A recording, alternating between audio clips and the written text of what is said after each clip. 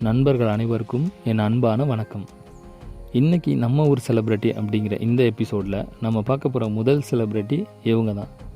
தமிழகத்துலேருந்து வந்து இந்த கர்நாடக மண்ணில் தன்னோட அரசியல் பயணத்தை ஆரம்பிச்சிருக்க இவங்க தன்னோட கணவனை இழந்ததுக்கப்புறமும் கூட அரசியல் வாழ்க்கையிலையும் சரி, பொது வாழ்க்கையிலையும் சரி, தன்னோட குடும்ப வாழ்க்கையிலையும் சக்ஸஸ்ஃபுல்லான லைஃப்பை லீட் பண்ணிக்கிட்டு இருக்காங்கன்னு தான் சொல்லணும். சரி, யார் அந்த செலிப்ரிட்டி, அவங்க என்னெல்லாம் பேசியிருக்காங்க அப்படிங்கிறத இந்த வீடியோவில் முழுசாக பார்க்கலாம். சேனலை சப்ஸ்கிரைப் பண்ணாதவங்க சப்ஸ்கிரைப் பண்ணிக்கோங்க, லைக் பண்ணுங்கள், ஷேர் பண்ணுங்கள், கமெண்ட் பண்ணுங்கள். சரி, யார் அந்த செலிப்ரிட்டி, நம்மளோட முதல் செலிப்ரிட்டி யார் அப்படிங்கிறத இந்த வீடியோக்குள்ளே பார்க்கலாம்.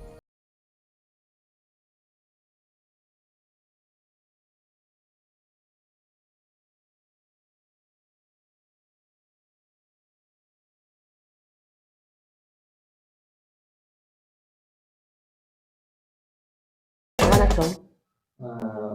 இன்னைக்கு நீங்கள் ஒரு அரசியல் துறையில் இன்னைக்கு ஒரு இடத்துல இருக்கீங்க. நீங்கள் தமிழ்நாட்டிலேருந்து வந்து தான் நாங்கள் கேள்விப்பட்டோம். எத்தனாவது ஆண்டு தமிழ்நாட்டிலேருந்து வந்தீங்க? உங்களோட கல்யாண வாழ்க்கையெல்லாம் எப்படி இருந்துச்சு, அதை பற்றி கொஞ்சம் சொல்ல முடியுமா? 1987 கல்யாணம் பண்ணிட்டு வந்தேன். என் ஊர் வந்து திருச்சி டிஸ்ட்ரிக்கு, துறையூர் தாலுக்கு. எனக்கு வந்து 5 அண்ணன் 2 அக்கா. நான் என்னுடைய லைஃப் வந்து ஃபஸ்ட்டு புனித லூர்து மாதா பெண்கள் மேல்நிலைப் பள்ளியில் 10th முடிய படித்தேன். திருச்சி சேவா சங்கத்தில் +1 +2 படித்தேன். திரும்ப நாமக்கல்லில் வந்து பிஎஸ்சி பாட்னி மேஜர் சேர்ந்தேன். திரும்ப 1987 எனக்கு 2வது ஆண்டு கல்லூரி வாழ்க்கை இருக்கும் பொழுது எனக்கு கல்யாணம் ஆயிடுச்சு. கல்யாணம் ஆகி நான் மைசூருக்கு கல்லுகுண்டிங்கிற இடத்துக்கு வந்தேன். வந்து 87 எனக்கு கல்யாணம் ஆயிடுச்சு. கல்யாணம் ஆன ஒருபாடு எனக்கு 2 குழந்தைகள் ஆயிடுச்சு. குழந்தை ஆன ஒருபாடு அதுங்க வளர்த்து பெரியாள் ஆன ஒருபாடு திரும்ப 1994 அரசியலுக்கு வந்தேன். அரசியலுக்கு வரும்பொழுது எனக்கு எந்த கன்னடமும் தெரியாது, எனக்கு தமிழ் மட்டும்தான் தெரியும். அந்த நேரத்தில் வந்து சம்பாஜி கிராமத்தில் உள்ள தலைவர்கள் வந்து எங்கள் வீட்டுக்காரர்கிட்ட, என் கணவர்கிட்ட வந்து ஓட்டுக்கு உங்கள் மனைவியை நிப்பாட்டுறீங்களான்னு கேட்டாங்க. சரின்னு அவரும் ஒத்துக்கிட்டாரு. என்னை நான் அரசியலில் ஈடுபாடு அடைஞ்சேன்.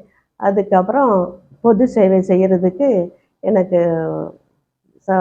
கடவுள் அந்த அருள் கொடுத்ததுனால எலெக்ஷனில் நின்று எனக்கு வெற்றி அடைஞ்சேன். வெற்றி அடைஞ்ச ஒருபாடு நான் சம்பாஜி கிராமத்துக்கு சேவை செய்ய தொடங்கினேன். இன்னைக்கு இந்த அரசியல் வாழ்க்கையில நீங்க வர்றதுக்கு உங்க கணவர் ஒரு மிக முக்கிய காரணம் அப்படின்னு சொல்றீங்க. ஆமாம். அவரை பத்தி கொஞ்சம் சொல்ல முடியுமா? அவர் ரொம்ப நல்லவர். ஃபாரஸ்ட் டிபார்ட்மெண்ட்ல வந்து அவர் சின்ன இதில் ரொம்ப கஷ்டப்பட்டு வளர்ந்தேன்னு சொல்லுவார். ஸ்லோன்ல இருந்து வந்தவர். என்னை அங்கே தமிழ்நாட்டுக்கு வந்து என்னை தேர்ந்தெடுத்து கல்யாணம் வாழ்க்கையாக அமைச்சுக்கிட்டாரு. அவர் ரொம்ப நல்லவர். அவர் கார்டராக இருந்திருக்கிறாரு. அதுக்கப்புறம் ப்ரொமோஷன் ஆகி ஃபாரஸ்டாக போயிருக்காரு. ஃபாரஸ்ட் ஆகி லாஸ்ட்டுக்கு அவர் ரேஞ்சராக இருந்து தான் அவர் இறந்து போயிட்டார். என் பசங்க, எனக்கு 2 பசங்க. 2 பசங்களும் இன்ஜினியர் படிச்சிருக்காங்க. சாஃப்ட்வேர் கம்பெனியில் வேலை செஞ்சுட்டு இருக்கிறானுங்க. இன்னைக்கு இந்த ஊர்ல இந்த கிராம பஞ்சாயத்தோட ஒரு பிரசிடென்டா இருக்கீங்க, எப்படி ஃபீல் பண்றீங்க? ரொம்ப சந்தோஷம். நான் பிறந்து வளர்ந்ததெல்லாம் நான் திருச்சி டிஸ்ட்ரிக்ட் தமிழ்நாட்டில். கல்யாணம் பண்ணிட்டு வந்தது 87 இங்கே கல்யாணம் பண்ணிட்டு வந்தேன். திரும்ப 94 அரசியலுக்கு இறங்கினேன். அரசியலுக்கு வந்த ஒருபாடு அந்த டைமில் எனக்கு கன்னடம் எதுவுமே தெரியாது. எங்கள் வீட்டுக்காரரு அரசியலில் நிப்பாட்டிட்டார். அதுக்கப்புறம் அந்த பீரியடும் நான் எலெக்ஷனுக்கு நின்ன ஒருபாடு ஜெயிச்சிட்டேன். ஜெயிச்சு என்னை வந்து இந்த ஊர் மக்கள் வந்து அவங்களோட ஒன்றா இணைந்து அவங்கள என் கூட வேலை செய்கிறதுக்கு ஒத்துழைப்பு கொடுத்தாங்க. எனக்கு கன்னடம் தெரியலன்னு சொல்லிட்டு அவங்க என்னை வந்து வேற்றுமையாக நினைக்க கிடையாது. அவங்களோட ஒத்துழைச்சிக்கிட்டு வந்து நானும் இந்த கிராமத்துக்கு வேலை செஞ்சதுனால என்னால் முடிஞ்ச வேலையை நான் செஞ்சேன். அதனால எனக்கு வாய்ப்பு திரும்பவும் கிடைச்சிது. 2வது டர்மும் கிடைச்சிச்சு. இன்னைக்கு அரசியல் வாழ்க்கையில கணவனை இழந்ததுக்கு அப்புறம் கூட நீங்க ஜெயிச்சிட்டீங்க. அதே மாதிரி குடும்ப வாழ்க்கையிலயும் ஜெயிச்சிட்டீங்க. இந்த குடும்ப வாழ்க்கையில அவர் இல்லாம நீங்க எந்த விதமான கஷ்டத்த அனுபவிச்சீங்க? உங்களுக்கு ஏதாவது கஷ்டமா இருந்துச்சா? ஒரு தனிமைப்பட்ட பெண்மணியா? அது நெறைய பேரு கணவன் இழந்திருப்பாங்கல்ல, அவங்களுக்கெல்லாம் நீங்க ஒரு மோட்டிவேட்டரா இருக்கீங்க. அத பத்தி என்ன சொல்ல விரும்புறீங்க? கணவனை இழந்தவங்க பெண்கள் வந்து எப்பயுமே மனச தளர விடக்கூடாதுங்க. ஏன்னு சொல்றேன்னா, அ அவருக்கு அடுத்து நம்ம தான் அந்த பிள்ளைங்கள வந்து எப்படி நல்ல முறைக்கு கொண்டு போகணுங்கிறது, அது நம்முடைய கடமை. தாயுடைய கடமை. தகப்பன் இல்லன்னு சொல்லிட்டு பிள்ளைங்கள வந்து கைவிடக்கூடாது. நம்ம முன்னுக்கு இருந்து அவங்கள ஊக்குவிக்கணும். நீங்க இத படிங்கப்பா, அப்பா இல்லன்னு சொல்லிட்டு அந்த அம்மா படிக்க நம்மளால அம்மானால முடியல அப்படின்னு சொல்லிட்டு ஊர் உலகம் நம்மள ஒரு கேவலமா சொல்லக்கூடாது.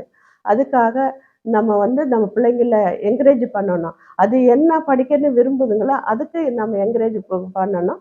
நம்ம சப்போர்ட்டா இருக்கணும். ஆ கணவன் இல்லன்னு சொல்லிட்டு நம்ம மூலையில உட்காந்தோமா, நம்ம எந்த இதுக்கும் முன்னுக்கு வர முடியாது. தைரியத்தோட எதையும் முன்னடத்த கடமைப்பட்டிருக்கணும். இன்னைக்கு நம்மளோட தாய்நாடு தமிழ்நாட்டுல இருந்து இன்னைக்கு இங்க வந்திருக்கீங்க.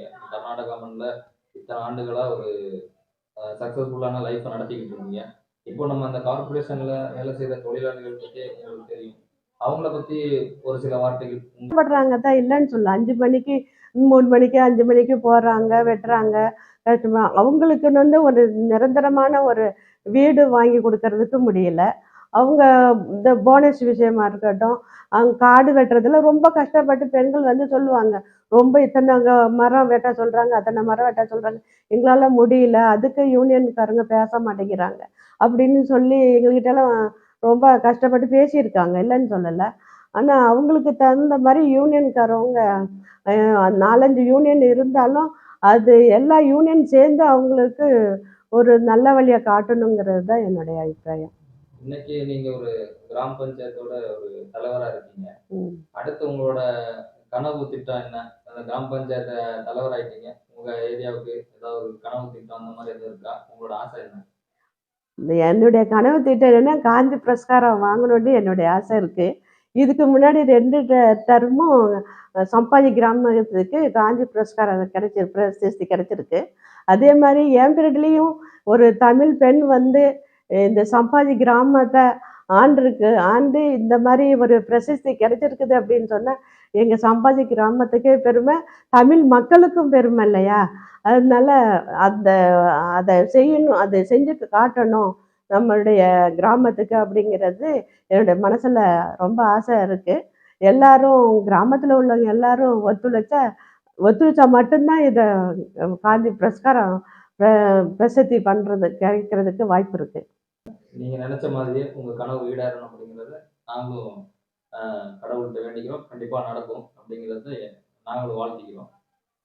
இன்னைக்கு அரசியல் வாழ்க்கையில நீங்க ஒரு கிராம பஞ்சாயத்தோட தலைவரா இருக்கீங்க. அடுத்து நீங்க அ அரசியல்ல அரசியல்ல வாழ்க்கையில தொடர போறீங்களா? அடுத்து அரசியல் வாழ்க்கையில என்னென்ன பதவிகள்லாம் கிடைக்கணும் அப்படிங்கிறது ஏதாவது உங்களுக்கு ஆசை இருக்கா? அந்த மாதிரி எதுவும் கனவு இருக்கா? அரசியலுக்கு வந்த பிற்பாடு எல்லாத்துக்குமே ஆசை இருக்கத்தானேங்க செய்யும். தலைவர் பதவி பஞ்சாயத்து தலைவர் ஆன பிற்பாடு இன்னும் மேல மேல போகணுங்கிறது தானே ஆசை இருக்கும் எல்லாத்துக்குமே. ஒருத்தருக்கும் அந்த ஆசை இருக்கவே செய்யும். அப்படி ஒரு சான்ஸ் கிடைச்சுன்னா கண்டிப்பா அ தாலுக் பஞ்சாயத்திலே ஜில்லா பஞ்சாயத்துல நிக்கிறதுக்கு சான்ஸ் கிடைச்சா கண்டிப்பா நிற்பேன். மக்களுக்கு பொது சேவை செஞ்சுக்கிட்டு இருப்பேன். கண்டிப்பா. ஒரு தமிழ் பெண்மணியா, இந்த தமிழ் சமுதாயத்த நீங்க அந்த மாரி ஒரு உன்னதமான பொறுப்புல இருந்தா, அது எங்களுக்கு ரொம்ப சந்தோஷம் தான். அத நாங்க வரவேற்கிறோம். அதே மாதிரி இன்னைக்கு நம்ம தமிழ் சமுதாயத்த நெறைய இந்த தமிழ் சங்கம், இந்த மாரி நெறைய சங்கங்கள் இயங்கிக்கிட்டு இருக்கு. ஏதாவது ஒரு சங்கத்துல நீங்க ஆக்டிவா இருக்கீங்களா? இந்த சங்கங்கள் பத்தி உங்களோட கருத்து என்ன?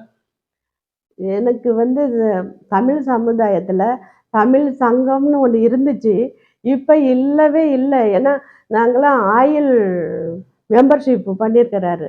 அ அப்ப அது வந்து அந்த தமிழ் சங்கத்த வந்து இதுக்கு முன்னாடி ஒரு 4, 5 வருஷத்துக்கு முன்னாடி அந்த தமிழ் தமிழ் சங்கம் எப்படி நடந்துகிட்டு இருந்துச்சு. நவம்பர் இந்த கர்நாடக ராஜ்யோத்சவலாம் கொண்டாடிட்டு இருந்தா பொங்கல் விழா. சுமார் விழாக்கள்லாம் கொண்டாடிக்கிட்டு இருந்தாங்க. ஆனா, இப்ப உள்ள தமிழ் சங்கம் இருக்கா இல்லையான்னு கூட தெரியல. இந்த கொரோனா வந்த பிற்பாடு தமிழ் சங்கம் இல்லாதயே போயிடுச்சு. அது நான் அன்னைக்கு கூட ஒரு ஃபங்ஷன்ல அங்க வந்து அத பத்தி பேசணும்னு நெனச்சேன். அந்த தமிழ் சங்கத்த வந்து இப்ப யாரு தலைவரா இருக்காங்களோ, அது முன்னுக்கு இருந்து அத நடைமுறைக்கு கொண்டு வரணும்னு என்னுடைய ஆசை. அதுலேருந்து தமிழ் மக்களுக்கு பாருங்க ரிப்கோ பேங்க் வழியா தான் எல்லா மாணவ மாணவிகளுக்கு எல்லாம் பிரைஸ் கொடுக்குறாங்க. எல்லா விவசாயம் பண்ணி கொடுக்குறாங்க. அதே மாதிரி தமிழ் சங்கத்தில் செய்ய வேண்டிய வேலையை அவங்க பண்ணிக்கிட்டு இருங்க. தயவுசெய்து இனி தமிழ் சங்கம் நடைமுறைக்கு கொண்டு வரணுங்கிறது தான் என்னுடைய ஆசை. நான் அன்னைக்கு இந்த பாராட்டு விழா நிகழ்ச்சியிலே உங்ககிட்ட பேசணும்னு நினைச்சேன். அன்னைக்கு பேச முடியாத சூழல் ஆச்சு. அன்னைக்கு இந்த ரெப்கோ பேங்க் டெலிகேட் மெம்பர்ஸ் எல்லாம் சேர்ந்து ஒரு பாராட்டு விழா ஒண்ணு நடத்தியிருந்தாங்க. அத பத்தி நீங்க என்ன நினைக்கிறீங்க? அந்த மாரி ஒரு ஃபங்ஷன் வந்து ரொம்ப ஒரு இந்த படிக்கிற பிள்ளைங்களுக்கு ஒரு ஊக்குவிக்க விதமா இருக்கும். அத பத்தி நீங்க என்ன கருத்து சொல்லுவீங்க? கண்டிப்பா. அது நல்ல விஷயம் தானேங்க. அவங்க செஞ்சது யாருமே தப்புன்னு சொல்ல முடியாது. ஏன்னா ஒரு நம்ம தமிழ் சமுதாயத்துல ரிக்கோப்பங்க டைரக்டர் வந்து இத எடுத்து நடத்துறாங்கன்னா, அத திரும்பவும் அந்த பதவி இல்லாட்டியும், இப்ப இருக்கிறவங்க நெக்ஸ்ட்டு வர்றாங்களா, சான்ஸ் இருக்கா இல்லையா தெரியாது. ஆனா இப்ப நடத்திக்கிட்டு இருக்கிறவங்க, அவங்களுக்கு ஒரு முன்னுதாரணமா இருந்து, அவங்கள நடத்திட்டு போறதுக்கு அவங்களுக்கு சான்ஸ் கொடுக்கணும். ஏன்னா அவங்களுக்கு ஃபர்ஸ்ட்டு வந்த ஒருபாடு ஒரு டெலிகேட்டட் வந்த ஒருபாடு அவங்களுக்கு என்னென்ன பண்ணணும் நம்ம சமுதாயத்துக்கு அப்படிங்கிறது தெரியாது. இப்போ ஏன்னா இந்த அனுபவப்பட்டவங்க தான் இதில் இருக்காங்க. அந்த அனுபவப்பட்டவங்க திரும்ப சான்ஸு இருந்தாலும் இல்லாட்டியும் அவங்கள முன் வர்றதுக்கு இவங்க வழிகாட்டியா இருக்கணும். அதனால மாணவ மாணவிகள் வந்து பாருங்க ஒரு இன்ட்ரெஸ்ட்டா படிக்கிறாங்க. நம்ம க ரிப்கோ பேங்க் மூலியமா நமக்கு நல்ல உதவிகள் திட்டங்கள்லாம் கொண்டு வந்திருக்காங்க. அந்த திட்டங்கள்லாம் நாம நிறைவேத்திக்கணும் அப்படின்னு சொல்லி மாணவ மாணவிகள் நல்லா படிச்சு அதுக்குள்ள மார்க்குகள் 90% மார்க் வாங்கக்கூடிய மக்கள் நம்ம மாணவி மக்கள் தமிழ் மக்கள் வந்து அவங்கவங்க பிள்ளைகளை வந்து ஊக்குவிக்கிறாங்க. நம்ம அந்த ஃபங்க்ஷனுக்கு போவோம். நம்ம ஒரு ஸ்டேஜில் ஏறி அந்த கௌரவம் வாங்கணும்னா எவ்வளோ பெரிய சந்தோஷம் அதுங்களுக்கு. அதுக்காக அதை ஊக்குவிக்கணுங்கிறது தான் நம்ம என்னுடைய கருத்து. இந்த அரசியல் வாழ்க்கையிலயும் ரொம்ப பிஸியா இருக்கீங்க. அதே மாதிரி ஒரு தனி பெண்மணியா வீட்டையும் கவனிச்சுட்டு இருக்கீங்க. இது 2யும் எப்படி பேலன்ஸ் பண்றீங்க? உங்களுக்கு போதுமான அளவு டைம் இருக்கா? ஏன்னா, இப்ப நாங்களே 2, 3 நாளா உங்கள ஃபோன் பண்ணிக்கிட்டு தான் இருக்கோம். பிஸியா இருக்கேன்னு சொல்றீங்க. எப்படி இந்த 2யும் மேனேஜ் பண்ணிக்கிட்டு இருக்கீங்க? மேனேஜ் பண்ணுறது பெரிய விஷயம் கிடையாது. காலையிலேயே என்னுடைய பணிகள்லாம் முடிச்சுட்டு 10 மணிக்கு ஆஃபீஸ் போவேன். அங்கே போன ஒருபாடு எல்லா ஸ்டாஃப்புகளும் இருப்பாங்க. உப தலைவரும் இருப்பார். அவர் மூலியமா எங்கெங்கே போகணுமோ எங்கள் வேலைக்கு அங்கே எங்களை கூட்டிகிட்டு போவாங்க. கார்ல கூட்டிகிட்டு போயிட்டு என்னுடைய வேலையை முடிச்சுக்கிட்டு வருவேன். திரும்ப பஞ்ச தாலுக் பஞ்சாயத்துக்கு போயிட்டு நான் இப்போ என்னன்னா நான் ஒரு மறந்தே போயிட்டேன் நான் சொல்கிறதுக்கு. நான் பதவி ஏற்ற பிற்பாடு பஞ்சாயத்து தலைவரை ஏற்ற பிற்பாடு நான் கலெக்டரை போயிட்டு பார்த்துருக்கேன். கலெக்டரை பார்த்து மனு கொடுத்துருக்கேன்.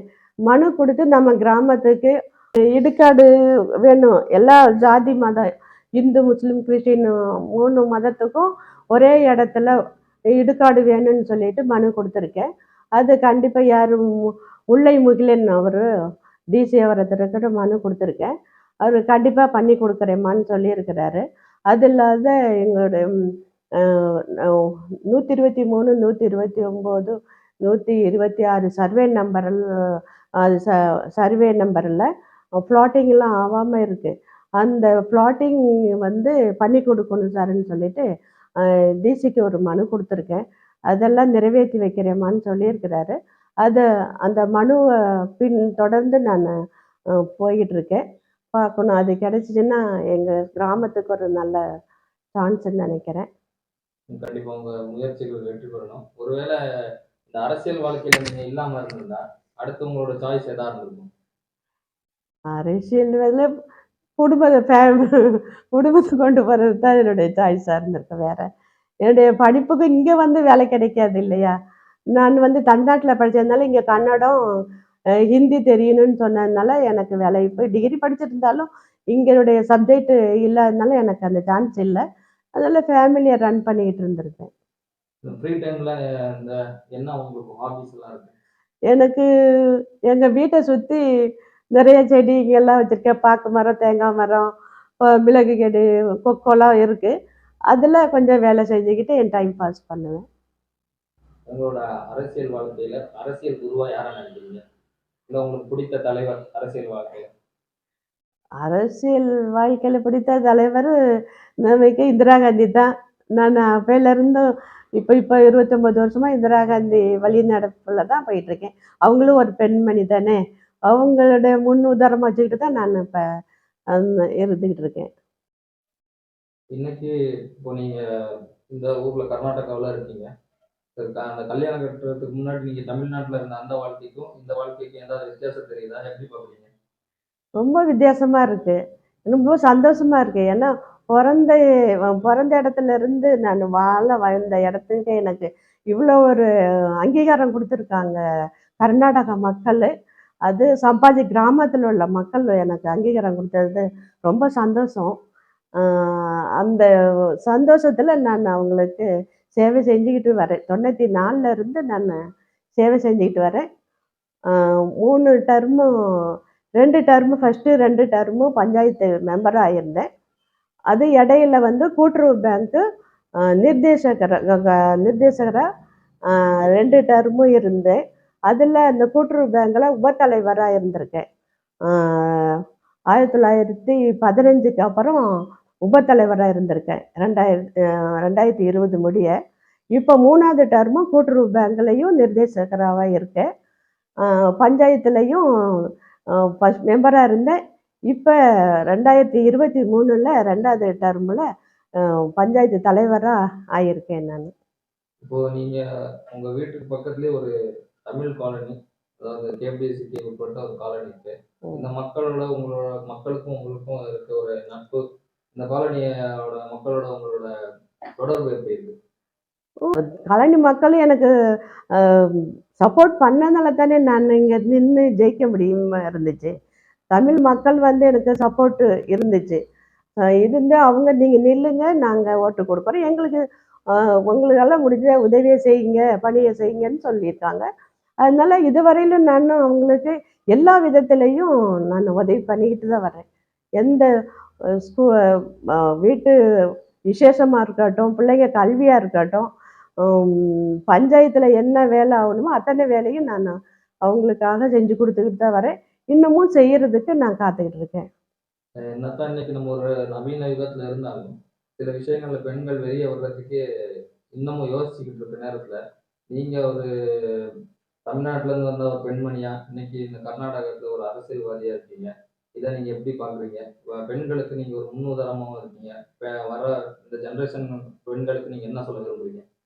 பெண்கள் எல்லாம் வெளியில வரணும்னு சொல்லி இப்ப நம்ம கிராமத்துல உள்ள பெண்கள் வந்து வெளியில நம்ம சமுதாயம் இல்லாம வேற சமுதாயத்துல உள்ளவங்களுக்கும் நான் சொல்லியிருக்கேன்.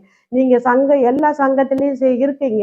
எல்லாரும் வெளியில வாங்க. நான் வெளியில இருந்து எனக்கு கன்னடம் தெரியாட்டியும் ஒரு தைரியமா இருந்து உங்களுக்கெல்லாம் சேவை செய்யும் பொழுது, இதே ஊர்ல நீங்க பிறந்து வளர்ந்துருக்கீங்க, கன்னடம் படிச்சிருக்கீங்க. அப்ப எங்களை விட நீங்க அ எம் ரொம்ப நாலேட்ஜ் உள்ளவங்களா தான் இருப்பீங்க. வெளியில வாங்க. அப்போ உங்களுக்கு தைரியம் வரும்னா, இப்ப நெறைய பேரு இப்ப எல்லா சங்கத்துல உள்ளவங்களும் நெறைய பேரு எங்களோட இணைஞ்சு வேலை செஞ்சுட்டு இருக்காங்க. எனக்கு சப்போர்ட்டும் குடுத்துக்கிட்டு இருக்காங்க.